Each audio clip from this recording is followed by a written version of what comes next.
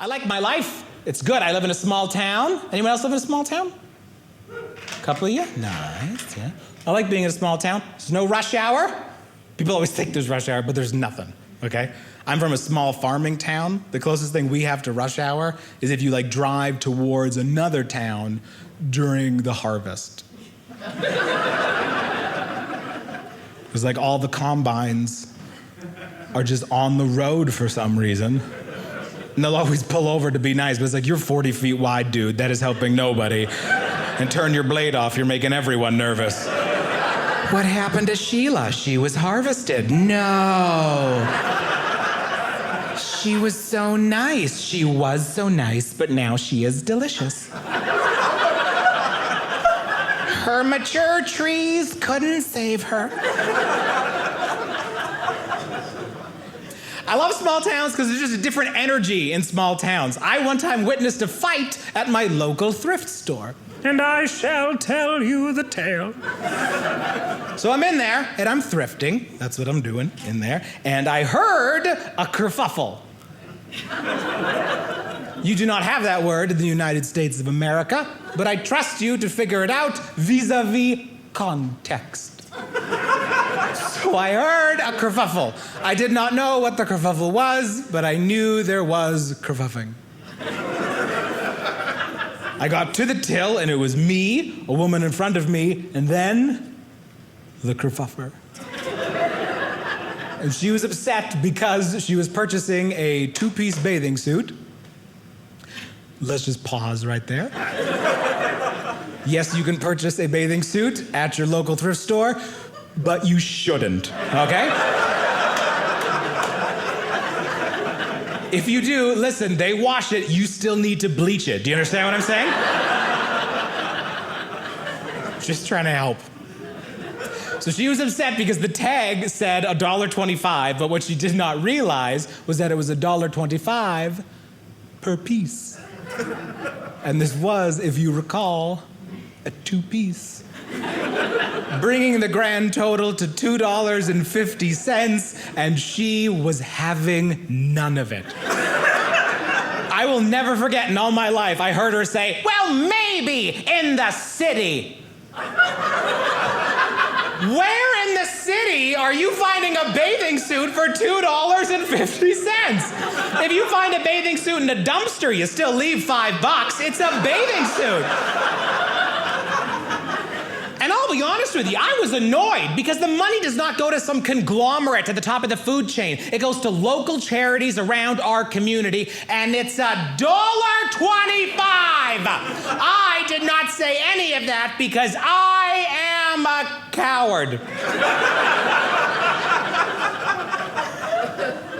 Woman in front of me, not a coward.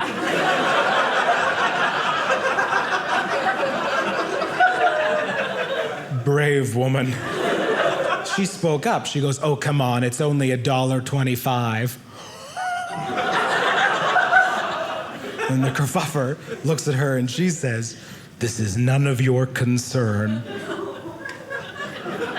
And then the brave woman gestures to me and she goes, well, I think it is our concern. I'm like, leave me out of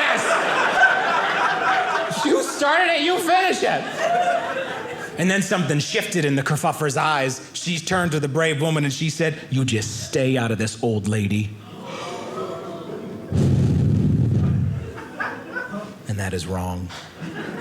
That is wrong for two reasons. Number one, you do not call somebody old and therefore invalidate them. And second of all, they were both old.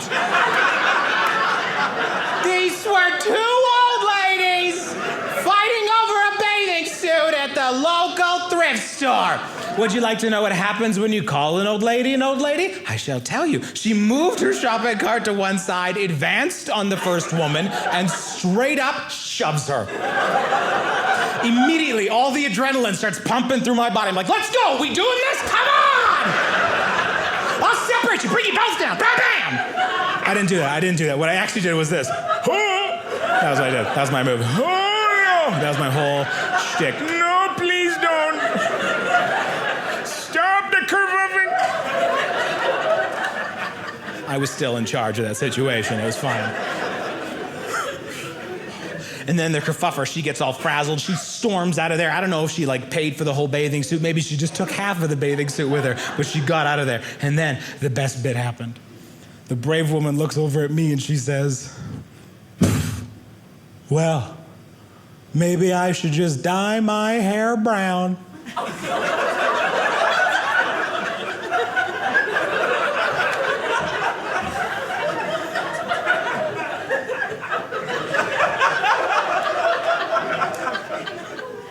I'm still trying to figure that one out. Was she making fun of the first lady's hair? Was she saying she didn't want to be called old anymore? Or most likely, did she realize she just physically assaulted somebody in a public space? And she needed to lay low for a while.